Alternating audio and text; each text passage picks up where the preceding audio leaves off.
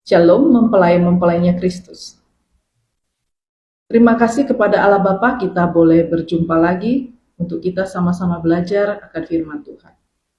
Hari ini kita akan belajar dasar-dasar yang menjadikan kita layak disebut sebagai anak-anak Allah.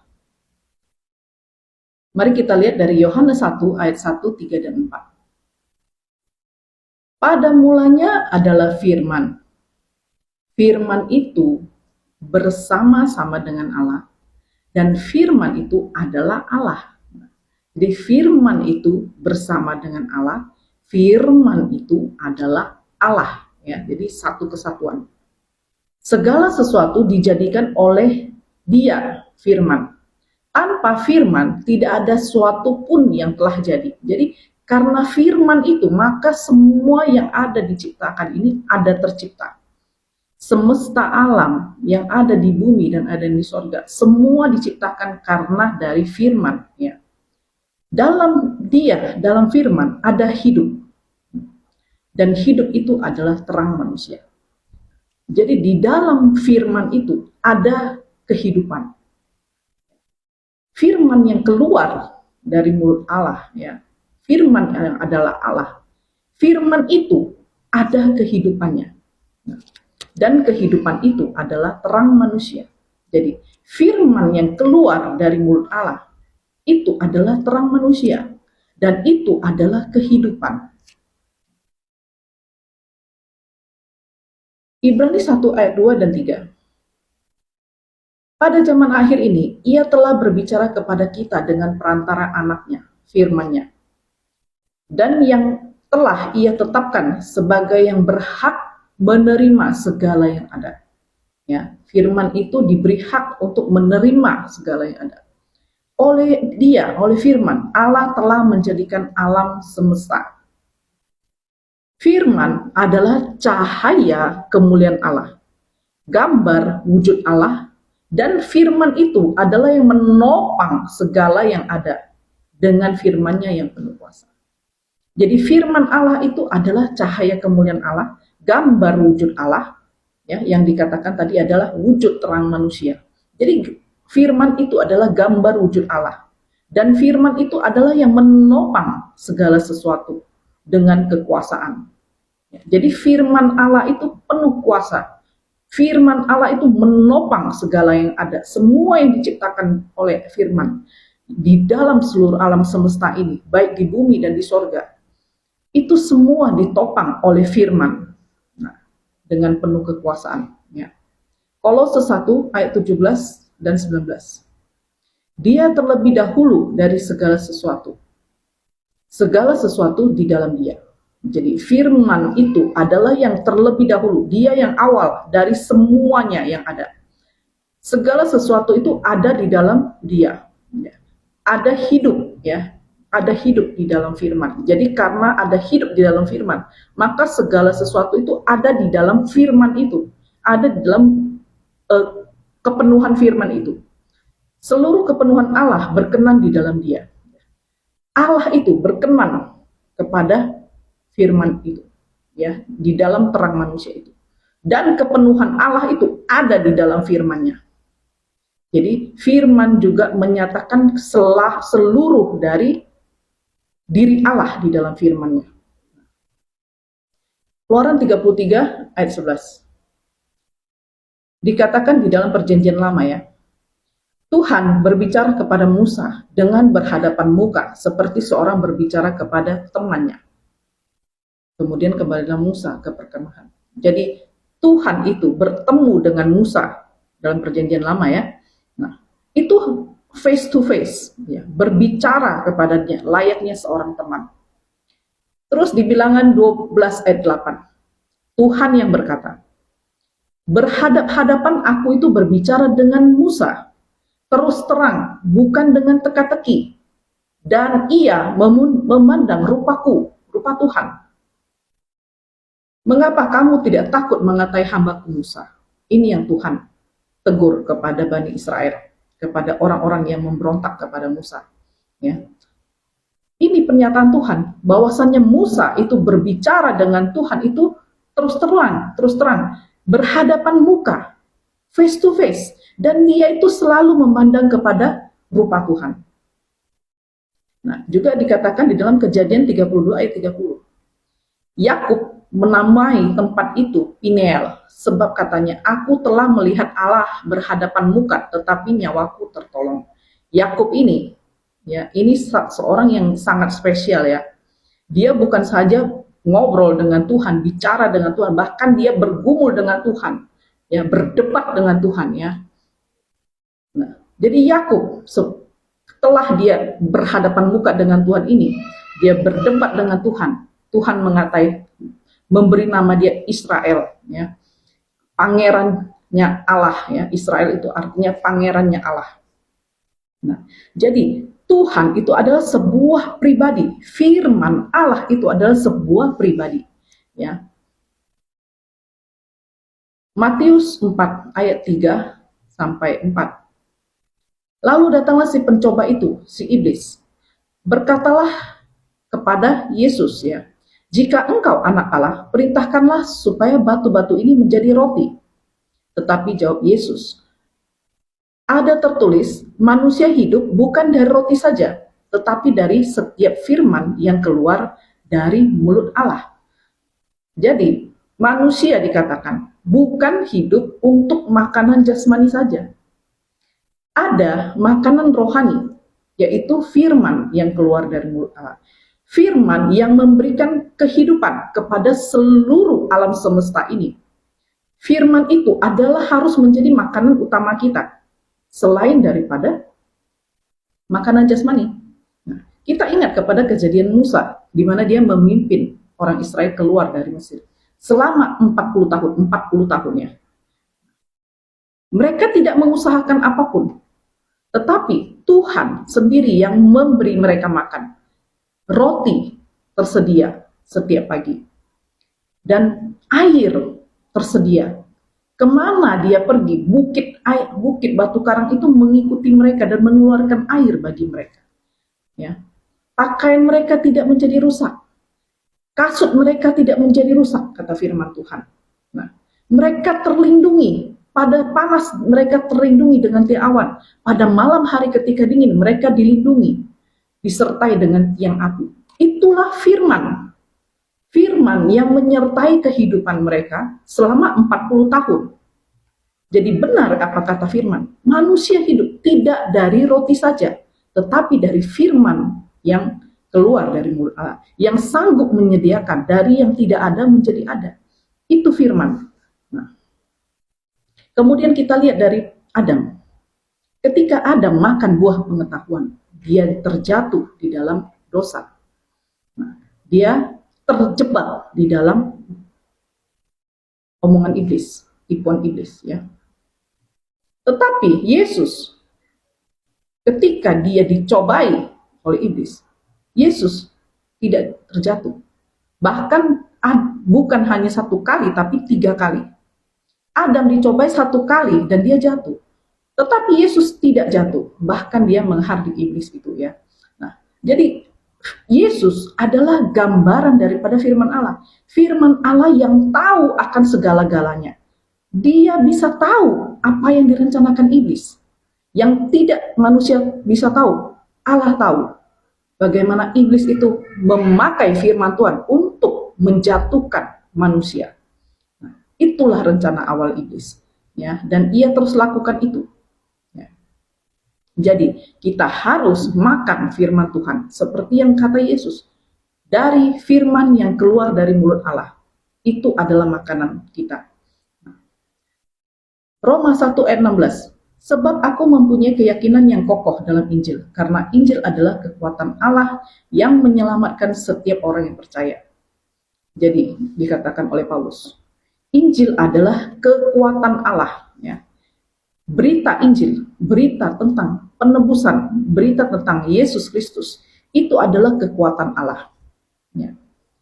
Karena itu, kitab suci, Alkitab kita, yang adalah firman Allah, ya, ini bukan hanya sekedar buku, bukan sekedar kitab, bukan hanya sekedar tulisan yang tidak berisi, tetapi ini adalah sebuah pribadi. pribadi yang penuh kuasa. Kekuasaannya itu menopang seluruh yang ada di alam semesta, memberi kehidupan, keseimbangan, keteraturan di dalam alam semesta. Ketika tubuh manusia ini diciptakan, ya, ketika kita lahir, ya, itu ada keseimbangan di dalam tubuh kita, ada keteraturan di dalam tubuh kita yang tidak bisa diciptakan oleh siapapun. Begitu juga dengan alam semesta. Alam semesta, bumi, dan segala yang ada di dalamnya, itu punya keteraturan di dalamnya, dan itu semua diatur di dalam kekuasaan firman. Firman yang menjadikan itu semua teratur di dalamnya. Nah, jadi kalau kita khawatir dengan kehidupan kita, ya, seperti Adam, dia melanggar firman Tuhan hanya untuk urusan perut, untuk urusan keinginannya, dia melanggar firman Tuhan. Kalau kita seperti itu, hanya urusan perut dan keinginan-keinginan kita melanggar firman Tuhan. Kita itu terlalu menyepelekan firman, kita itu terlalu meremehkan firman. Kita tidak tahu bahwa firman itu berkuasa di dalam segala hal, di dalam kehidupan kita. Ya. Nah, jadi firman Tuhan, Alkitab, yang telah menyatakan pribadinya sendiri, yang telah menjawab, ya, siapakah dia, ya, betapa besar kekuasaannya, kekuatannya, ya. Ini harus menjadi satu-satunya dasar di dalam kehidupan kita, dasar di dalam iman kita. Ya, kita harus belajar untuk melakukan apapun yang firman ini Tuhan katakan sebagai sumber untuk kita hidup, sumber makanan kehidupan kekal kita. Firman Tuhan dikatakan, ya. Yohanes 10:30 ayat 38. Aku dan Bapa adalah satu, Bapa dalam aku dan aku dalam Bapa. Jadi firman bersama Allah, Allah bersama Bapa. Mereka adalah satu kesatuan, ya. Yohanes 1:20. Yohanes 1 ayat 10 sampai 12. Ia telah ada dalam dunia. Firman itu telah ada dalam dunia. Dunia dijadikan olehnya, ya, oleh firman-Nya. Tetapi dunia tidak mengenalnya. Dia datang kepada milik kepunyaannya. Jadi dunia ini adalah milik kepunyaannya Tuhan, ya. Tetapi orang-orang kepunyaannya ini tidak menerimanya. Manusia ini tidak menerimanya, dikatakan, karena manusia ini tidak mengenalnya. Tetapi semua orang yang menerimanya diberinya kuasa supaya menjadi anak-anak Allah, yaitu mereka yang percaya dalam namanya. Nah, jadi dikatakan, untuk menjadikan kita kembali seperti anak-anak Allah, yang serupa dengan gambar Allah, ya, yang identik sama seperti Allah, kita harus percaya kepada namanya, ya, kepada nama daripada firman ini. Yohanes 17 ayat 5 sampai 6 dan 12. Kata Yesus, oleh sebab itu ya Bapa, permuliakanlah aku padamu sendiri dengan kemuliaan yang kumiliki di hadiratmu sebelum dunia ada. Nah, jadi Yesus telah memiliki kemuliaan itu, kemuliaan yang ada di dalam hadirat Bapa sebelum dunia ada. Karena dia adalah sang firman itu. Nah, ayat 6, aku telah menyatakan namamu kepada semua orang. Jadi nama yang diberikan kepadanya, nama Yesus yang diberikan kepadanya sebagai manusia, itu adalah nama Bapa, ya. Firman yang menjadi manusia itu membawa nama Bapa, bukan membawa namanya sendiri. Selama aku bersama mereka, aku memelihara mereka dalam namamu, ya. Aku memelihara mereka dalam namamu, yaitu namamu yang telah engkau berikan kepadaku, ya. Jelas ya. Aku telah menjaga mereka dan tidak seorang pun yang binasa selain daripada dia yang ditentukan untuk binasa. Jadi dengan nama Yesus, ya, Allah memberikan otoritas kepadanya, ya, untuk dia menentukan yang diselamatkan atau yang akan menerima kebinasaan. Jadi nama Yesus menentukan, Allah menentukan nama itu sebagai orang-orang yang dibenarkan atau orang yang dibinasakan. Kisah para Rasul 4 ayat 12. Dan keselamatan tidak ada di dalam siapapun juga selain di dalam Dia. Sebab di bawah kolong langit tidak ada nama lain yang diberikan kepada manusia yang olehnya kita dapat diselamatkan. Jadi hanya nama Yesus, ya, tidak ada lagi nama lain di bawah kolong langit ini, tidak ada nama lain yang diberikan oleh Bapa kepada seorang manusia yang kita bisa diselamatkan, hanya nama Yesus, ya, karena nama Yesus adalah nama Bapa. Efesus 2 ayat 18, 20 dan 22. Karena oleh Dia kita kedua pihak dalam satu roh. Karena oleh Yesus kita kedua pihak, ya, kita bersama Yesus di dalam satu roh. Kita menjadi satu roh dengan Yesus. Kita beroleh jalan masuk kepada Bapa yang dibangun di atas dasar para rasul dan para nabi. Jadi para rasul dan para nabi ini memberi kesaksian tentang Yesus, tentang firman yang akan datang. Yesus Kristus sebagai batu penjuru dikatakan. Di dalam Dia kita turut dibangun menjadi tempat kediaman Allah. Ketika kita menjadi satu roh bersama Yesus, kita ini sedang dibangun. Kita ini menjadi tempat kediaman Allah, dikatakan di dalam roh. Nah, itulah yang membawa kita kepada kehidupan kekal. Karena ada firman, ada Allah di dalam kita, ada Bapa di dalam kita. Makanya kita disebut anak Allah. Dan kita yang akan menerima kehidupan yang kekal itu. Filipi 2 ayat 9 sampai 11. Itulah sebabnya Allah sangat meninggikan Dia dan mengaruniakan kepadanya nama di atas segala nama. Allah mengaruniakan, ya. Allah mengaruniakan kepadanya nama di atas segala nama. Supaya di dalam nama Yesus bertekuk lutut segala yang ada di langit, yang ada di atas bumi, yang ada di bawah bumi. Dan segala lidah akan mengaku Yesus Kristus adalah Tuhan bagi, ya. Yesus Kristus adalah Tuhan bagi kemuliaan Allah Bapa. Jadi Yesus Kristus ditentukan oleh Bapa sebagai Tuhan, ya, bagi kemuliaan Bapa. Nah, jika Injil yang kami beritakan masih tertutup juga, maka ia tertutup untuk mereka yang akan binasa. Nah, yaitu orang yang tidak percaya, yang pikirannya telah dibutakan oleh ilah zaman ini.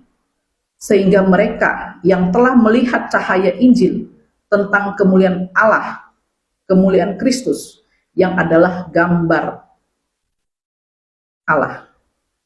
Di sini dikatakan, orang yang telah dibutakan oleh ilah-ilah zaman ini, ya, mereka yang ditentukan untuk binasa, ya, mereka yang telah mendengar tentang Injil, tetapi masih tidak percaya, masih tertutup juga, ya. Sehingga mereka tidak melihat cahaya Injil, ya. Cahaya terang manusia itu tidak terlihat oleh mereka. Kemuliaan Allah di dalam Kristus, ya, yang adalah gambar Allah dari semula. Nah, jadi orang yang ditentukan untuk binasa adalah orang yang matanya selalu tertutup dengan ilah-ilahnya sendiri, ya.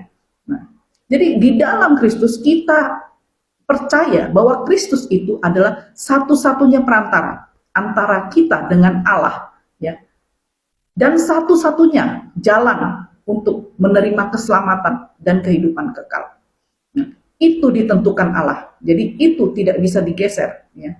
Nah, terus dikatakan di Efesus 2 ayat 8 sampai 10. Sebab karena kasih karunia kamu diselamatkan oleh iman, bukan hasil usahamu, tetapi pemberian Allah.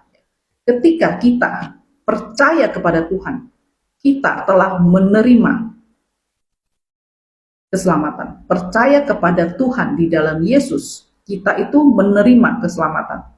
Bukan hasil pekerjaanmu, ya. Jangan ada orang yang memegahkan diri. Jadi bukan karena perbuatan-perbuatan baik kita, bukan karena amal kita, bukan karena doa kita, bukan karena sedekah kita, bukan karena itu kita diselamatkan. Karena kita ini buatan Allah, diciptakan dalam Kristus Yesus untuk melakukan pekerjaan baik.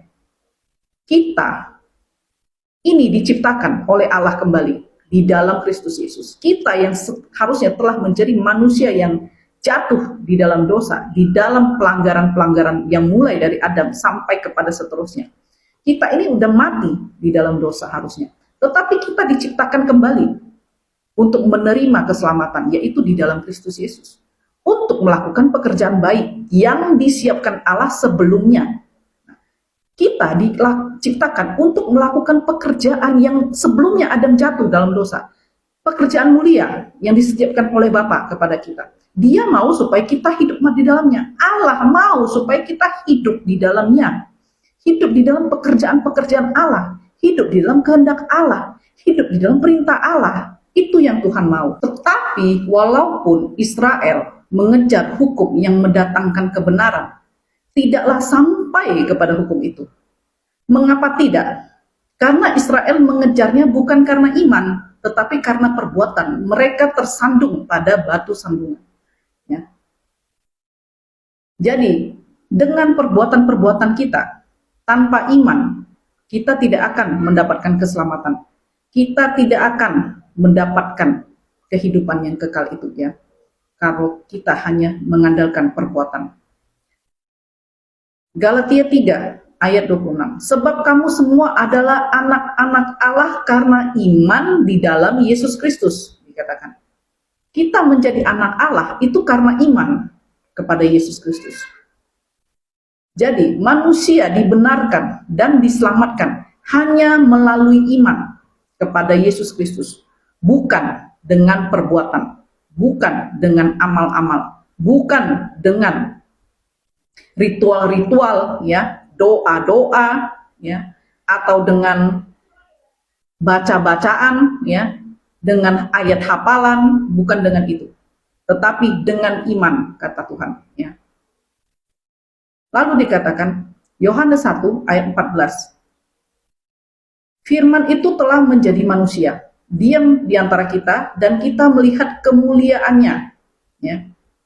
Ketika Yesus menjadi firman, kita melihat kemuliaan Allah, ya. Kemuliaan yang diberikan kepadanya sebagai anak tunggal Bapa, penuh kasih karunia dan kebenaran. Karena dari kepenuhannya kita semua telah menerima kasih karunia demi kasih karunia.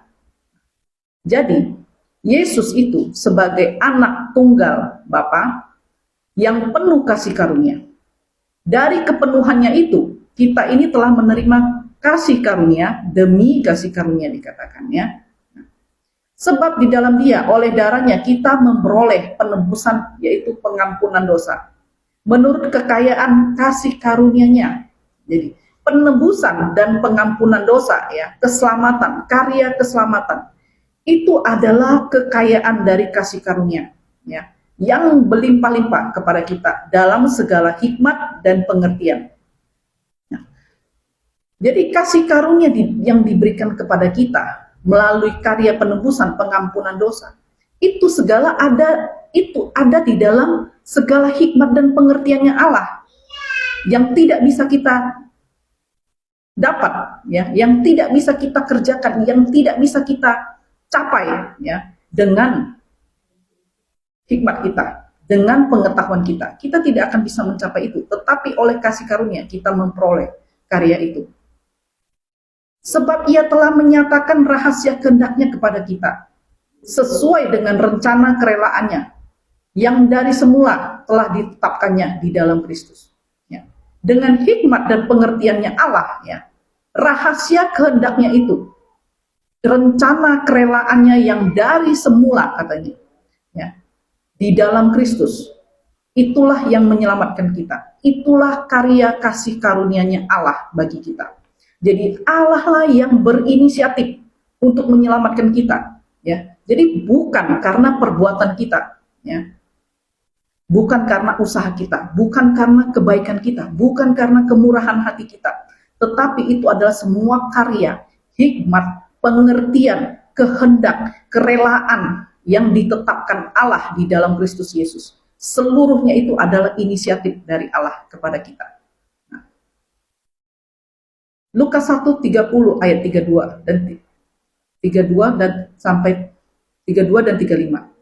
Kata malaikat itu kepadanya, kepada Maria, ya, jangan takut hai Maria, sebab engkau beroleh kasih karunia di hadapan Allah. Sesungguhnya engkau akan mengandung dan melahirkan seorang laki-laki, dan hendaklah engkau menamai dia Yesus. Dia akan menjadi besar dan akan disebut anak Allah yang maha tinggi. Dan Tuhan Allah akan mengaruniakan kepadanya tahta Daud, bapa leluhurnya. Jawab malaikat itu kepadanya, Roh Kudus akan turun atasmu, dan kuasa Allah yang maha tinggi akan menaungi engkau. Sebab anak yang kau lahirkan itu akan disebut kudus, anak Allah. Jadi Maria ini, ya, ia adalah seorang yang memperoleh kasih karunia di hadapan Allah, diizinkan oleh Allah untuk mengandung dari Roh Kudus, ya, mengandung anak yang disebut kudus, anak Allah. Nah, lalu dikatakan di Matius 1 ayat 20 sampai 21 dan 23. Ketika Yusuf mempertimbangkan ya hal itu ya, lalu malaikat datang kepadanya, lalu berkata, Yusuf anak Daud, janganlah engkau takut mengambil Maria sebagai istrimu, sebab anak yang dikandungnya itu dari Roh Kudus. Ia akan melahirkan anak laki-laki dan engkau akan menamakan dia Yesus, karena dialah akan menyelamatkan umatnya dari dosa mereka. Sesungguhnya anak darah itu akan mengandung dan melahirkan seorang anak laki-laki, dan mereka akan menamakan dia Immanuel, yang berarti Allah menyertai kita. Nah, jadi Yusuf dan Maria, mereka adalah dua pribadi yang memperoleh kasih karunia. Mereka tidak melakukan apapun, tetapi mereka dipercayakan sebuah hal perkara yang besar, kemuliaan Allah dinyatakan di dalam kehidupan mereka. Apakah ada yang lebih pantas dari mereka? Apakah ada yang lebih baik daripada mereka? Ada. Di zaman itu ada nabiah yang dikatakan Elizabeth. Ya. Dia seorang yang setiap hari berdoa, berpuasa kepada Allah. Tetapi dia tidak diberikan kasih karunia untuk membawa Yesus ke dalam dunia ini. Ya. Dia tidak diberikan kasih karunia untuk melahirkan penebus itu ke dalam dunia. Tetapi Maria diberikan. Ya. Kita tahu Maria ini adalah wanita yang taat, wanita yang saleh, dan Yusuf dikatakan dia orang yang tulus hati. Tetapi apakah ada yang lebih baik dari mereka? Ada. Yang setiap hari itu di dalam bait suci melayani Allah. Itu ada. Tetapi mereka tidak dipilih, dan itulah kasih karunia. Sesuatu yang tidak Anda kerjakan, tidak Anda layak menerimanya, tetapi Anda layak menerimanya. Itulah kasih karunia, ya. Lalu di Keluaran 33 ayat 17 sampai 19, berfirmanlah Tuhan kepada Musa, juga hal yang telah kukatakan ini akan kulakukan kepadamu, kata Tuhan kepada Musa, karena engkau telah mendapat kasih karunia di hadapanku dan aku mengenal engkau, kata Tuhan ya. Tetapi jawab Musa, perlihatkanlah kiranya kemuliaanmu kepadaku. Tetapi firman Tuhan itu berkata, aku akan melewatkan segenap kegemilanganku dari depanmu, dan menyerukan nama Tuhan di depanmu. Aku akan memberi kasih karunia kepada siapa aku berikan kasih karunia, dan mengasihani siapa yang kukasihani. Ini adalah Musa, ya, pertama kali dia ingin sekali melihat Allah. Dan dikatakan di sini, saat itu tidak ada seorang pun yang bisa melihat Allah. Setiap orang yang memandang kepada Allah itu mati. Tetapi Tuhan ya berkata kepada Musa, engkau adalah orang yang menerima kasih karunia. Ya. Engkau akan kuperlihatkan kegemilanganku, kemuliaanku. Ya. Engkau akan melihatnya. Terangku, engkau akan melihatnya. Aku akan lewat di depanmu. Dan aku akan menyerukan nama Tuhan di depanmu, katanya. Ya. Kalau bukan karena kasih karunia, dia tidak akan sanggup menerima hal ini. Karena dia akan mati ketika dia melihat hal ini. Dan nama Tuhan itu adalah nama yang dirahasiakan pada zaman itu. Dan di ayatnya yang terakhir tadi kata, aku memberikan kasih karunia kepada siapa yang ku berikan kasih karunia, dan mengasihani siapa yang ku kasihani.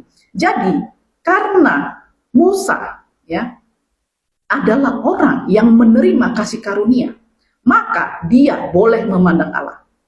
Kata Tuhan, aku mengasihani siapa yang kukasihani. Dan karena Tuhan mengasihani dia, maka Tuhan memberikan kesempatan itu kepada Musa. Di zaman itu, setiap orang yang memandang kepada Tuhan itu mati. Bahkan mendekat saja kepada batas yang sudah ditentukan oleh Tuhan itu mati. Ya, jadi hanya orang-orang diberikan kasih karunia yang akan memandang kepada Tuhan. Begitu juga ketika kasih karunia itu kita dapat, bukan sesuatu yang kita layak terima, bukan sesuatu yang bisa kita capai, tetapi Tuhan memberikan itu kepada kita karena kasih karunia-Nya kepada kita. Nah, janganlah kamu mendukakan Roh Kudus Allah yang telah memateraikan kamu menjelang hari kedatangan, hari penyelamatan. Ya. Jadi Roh Kudus itu juga adalah anugerah Allah. Dikatakan kasih karunia demi kasih karunia, ya, diberikan kepada kita setelah penebusan, karya penebusan Tuhan Yesus. Jadi Roh Kudus yang sama, yang menuntun Musa, yang menuntun Yusuf dan Maria, ya, ketika Yusuf dan Maria itu dibawa keluar, ya, ke Mesir bersama Tuhan Yesus di saat Tuhan Yesus masih bayi. Roh Kudus yang sama yang menuntun kita pada hari penyelamatan.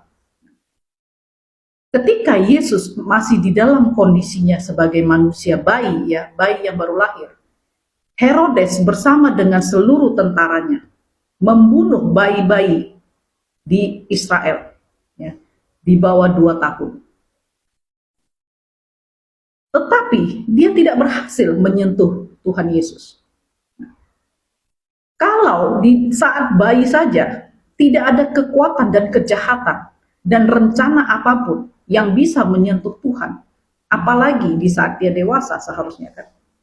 Jadi Yesus adalah sepenuhnya Tuhan. Dari bayi sampai dia mati, dia adalah sepenuhnya Tuhan. Ya. Dia firman Allah yang menjadi manusia. Nah, jadi keselamatan manusia itu adalah anugerah Allah. Adalah hanya karena kasih karunia dari Allah. Bukan karena perbuatan kita. Bukan karena amal-amal ibadah kita.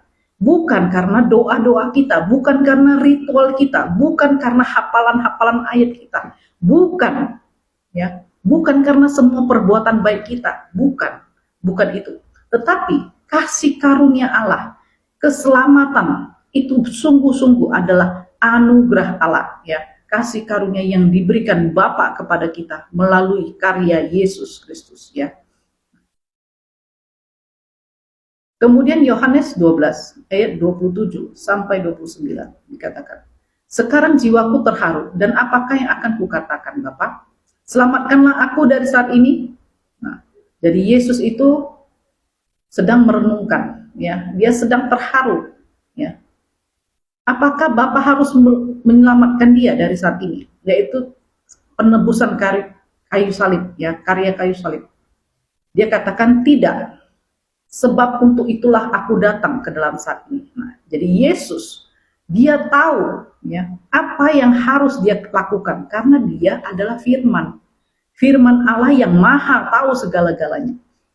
Dia memang datang ke dunia untuk saat ini, untuk karya penebusan, untuk karya salib. Dia datang ke dalam dunia ini. Lalu dikatakan, Bapa muliakanlah namamu, maka terdengarlah dari sorga, aku telah memuliakannya, dan aku akan memuliakannya lagi. Dan orang banyak yang berdiri situ mendengarkannya. Nah, dikatakan Yesus, Bapa muliakanlah namamu. Jadi Yesus itu tahu Bapa itu memberikan nama itu kepadanya, dan Yesus minta, Bapa muliakanlah namamu, ya, muliakanlah nama Yesus ini. Maka terdengarlah dari sorga, aku telah memuliakannya, dan aku akan memuliakannya lagi. Kapan Yesus dimuliakan? Ketika dia sebagai firman Allah, dia adalah gambar Allah yang mulia. Dia sebelum datang ke dunia, sebelum segala ciptaan ada, dia adalah gambar rupa Allah yang mulia, ya, terang manusia.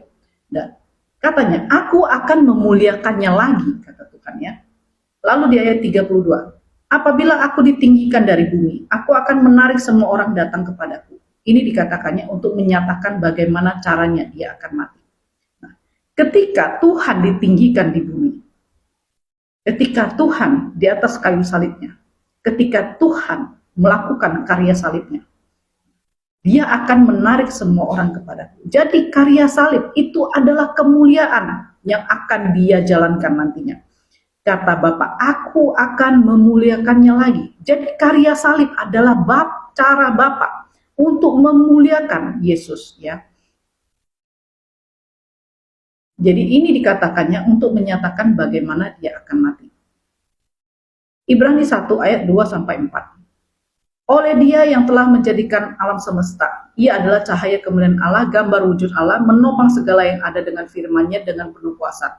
Setelah Ia mengadakan penyucian dosa, Ia duduk di sebelah kanan Allah yang maha besar, di tempat yang tinggi, jauh lebih tinggi daripada malaikat-malaikat, sama seperti nama yang dikaruniakan kepadanya, jauh lebih indah daripada nama mereka.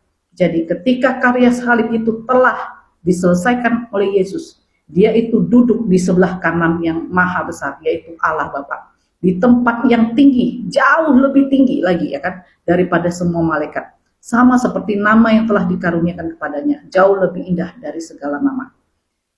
Sebab itu kita tidak mengikuti dongeng-dongeng di dalam 2 Petrus 1 ayat 16-17. Kita tidak mengikuti dongeng-dongeng isapan jempol manusia.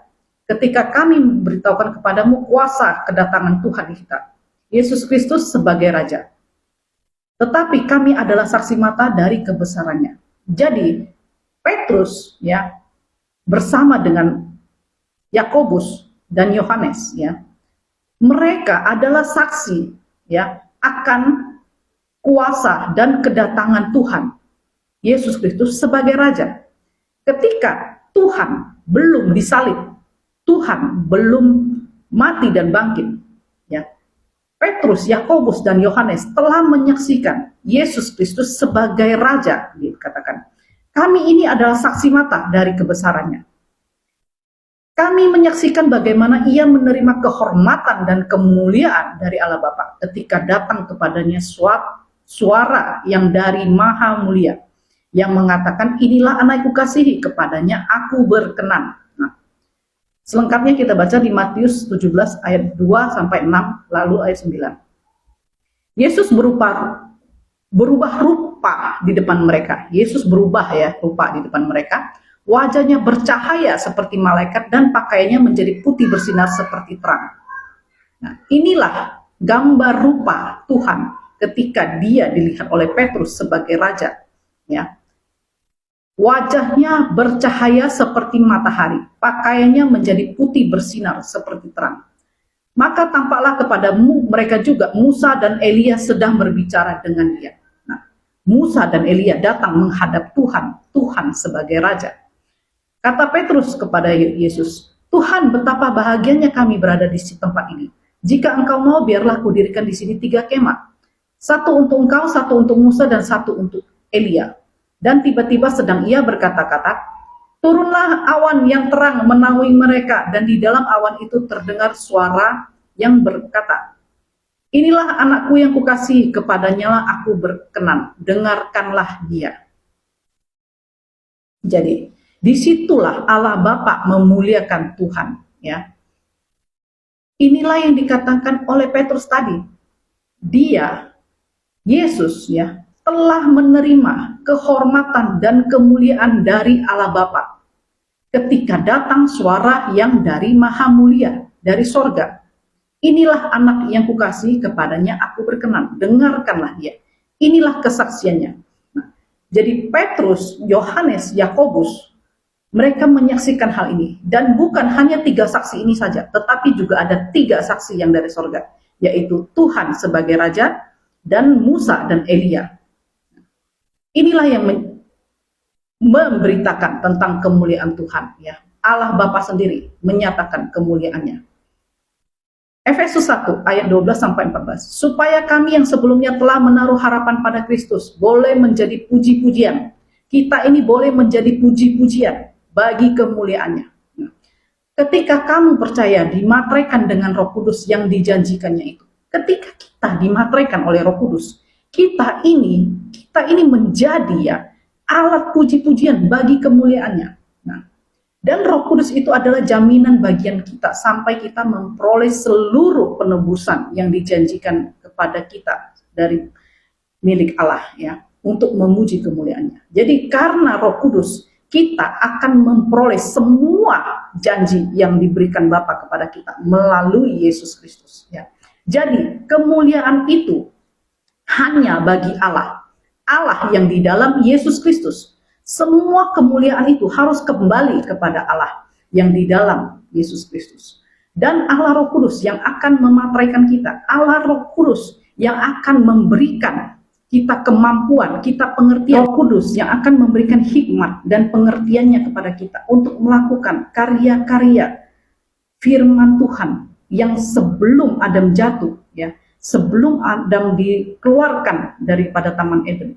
Itulah yang Tuhan mau kita kerjakan di dalam kehidupan kita. Di bumi ini, bahkan di bumi yang akan datang, di mana kita akan hidup bersama Tuhan di dalam kekekalan.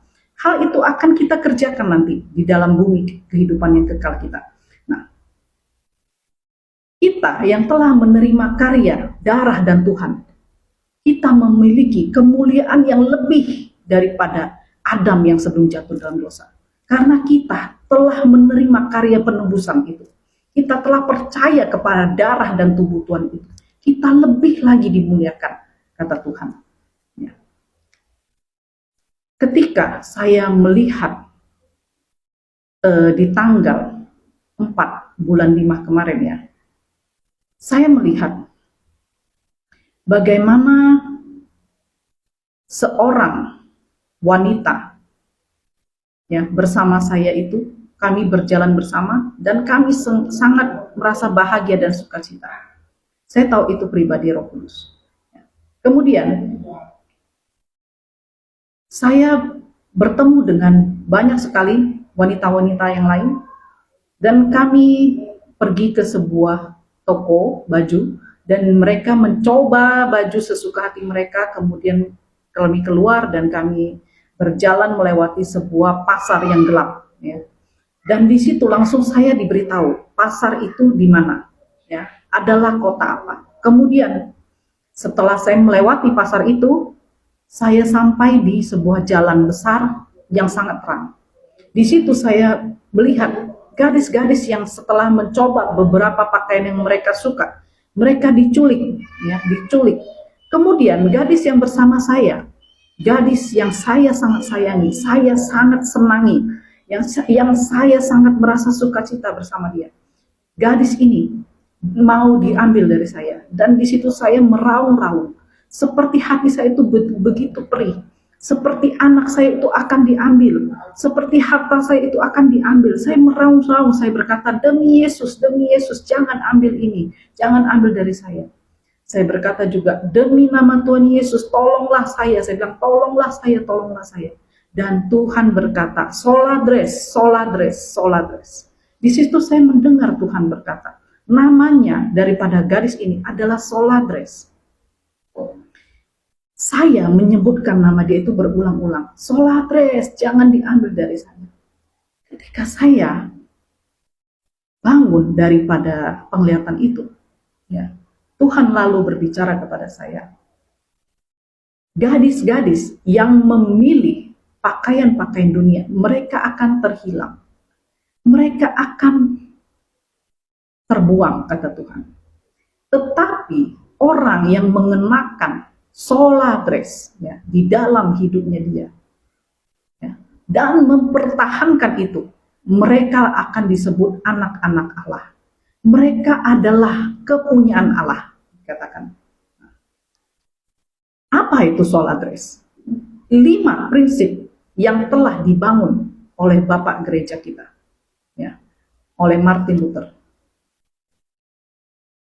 5 prinsip ini adalah sola scriptura, hanya kitab suci, hanya firman Tuhan yang menjadi dasar daripada kehidupan kita. Firman Tuhan yang menopang segala yang ada, yang diciptakan oleh Dia. Hanya itulah firman kita, bukan doktrin-doktrin yang lain, bukan ajaran nenek moyang, bukan cerita-cerita dongeng, ya, bukan ada istiadat, ya, bukan perintah manusia yang kita tambah-tambahin sendiri, bukan ajaran-ajaran yang di luar daripada firman Tuhan.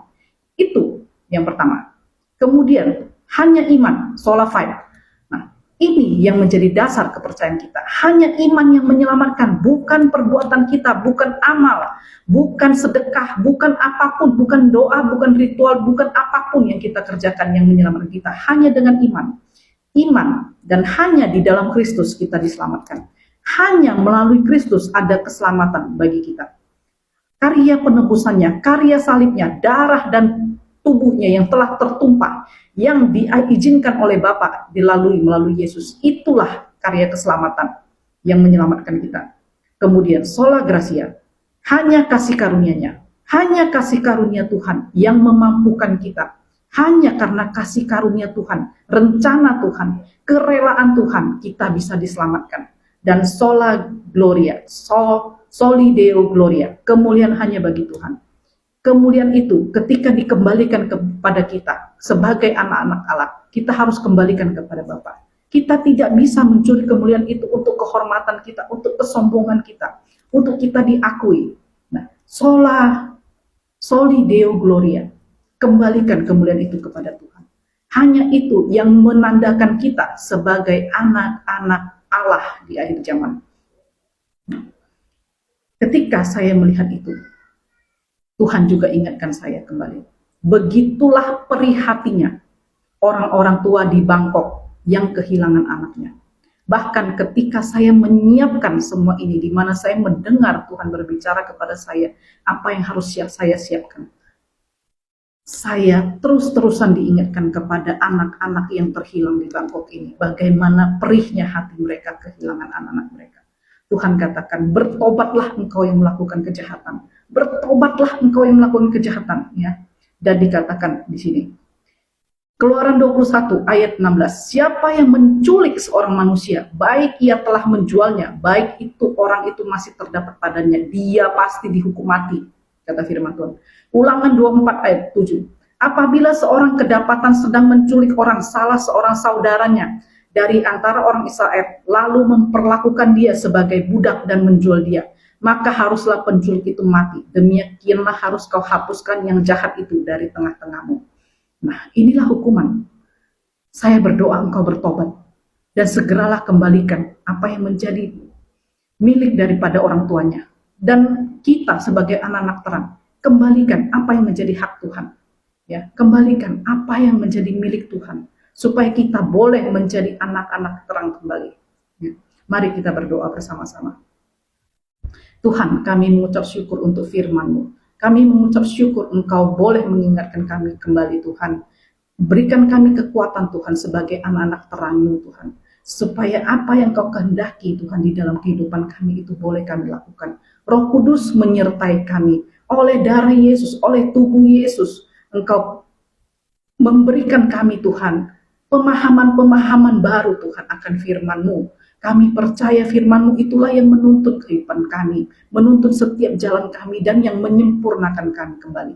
Kami juga berdoa, Tuhan, untuk anak-anak Tuhan yang di dalam masa kesesakan, yang mungkin mengalami penculikan-penculikan ini, Tuhan. Kami berdoa, Tuhan, ada kesempatan bagi mereka, Tuhan, melalui cara-cara-Mu yang ajaib, melalui cara-cara-Mu yang heran, Tuhan. Ada penolong-penolong yang datang kepada mereka, Tuhan, supaya mereka dikeluarkan dari keadaan mereka dan kesesakan mereka, Tuhan. Kami juga berdoa, Tuhan, kepada setiap orang tua yang kehilangan daripada anak-anaknya, Tuhan. Kami berdoa orang tua ini, Tuhan, menemui, Tuhan, anaknya kembali, Tuhan. Kami berdoa orang tua ini, Tuhan, akan punya kesempatan kembali untuk merawat daripada anak-anaknya, Tuhan. Kami berdoa pemulihan boleh terjadi, Tuhan. Pintu-pintu mujizat, pintu-pintu yang heran, Tuhan, terjadi kembali dalam keluarga mereka, Tuhan. Kami berdoa juga setiap penculik-penculik yang melakukan kejahatan, kekejaman, kekejian ini kepada anak-anak, Tuhan, kepada anak-anak-Mu juga, Tuhan. Kami berdoa setiap mereka yang melakukan itu, Tuhan, hati mereka tersadar, Tuhan, bertobat, Tuhan, sungguh-sungguh kepadamu, Tuhan. Engkau datangkan, Tuhan, satu hikmat, satu pengertian, satu penyesalan, Tuhan, di dalam hati mereka, di dalam pikiran mereka. Bukakan, Tuhan, bukakan itu kepada mereka, Tuhan, supaya mereka sungguh-sungguh menyesal dan bertobat, Tuhan, kepadamu, Tuhan. Kami berdoa, Tuhan, biarlah saksi-saksi itu, Tuhan, menjadi saksi-saksi yang hidup melalui anak-anak yang telah dianiaya ini, Tuhan. Biarlah mereka menjadi orang yang luar biasa, Tuhan, orang yang diberkati, orang yang akan Kau pakai di dalam karya-karya gereja-Mu, Tuhan, bagi umat-Mu, Tuhan. Kami berdoa, Tuhan, di dalam nama Tuhan Yesus, terjadilah, Tuhan, sesuai dengan keinginan hati-Mu, sesuai dengan kerinduan-Mu, Tuhan, di dalam nama Tuhan Yesus. Kami berdoa dan kami mengucap syukur. Haleluya, haleluya, haleluya. Amin, amin, amin. Terima kasih, saudaraku. Biarlah arah Roh Kudus terus menguatkan kita. Shalom.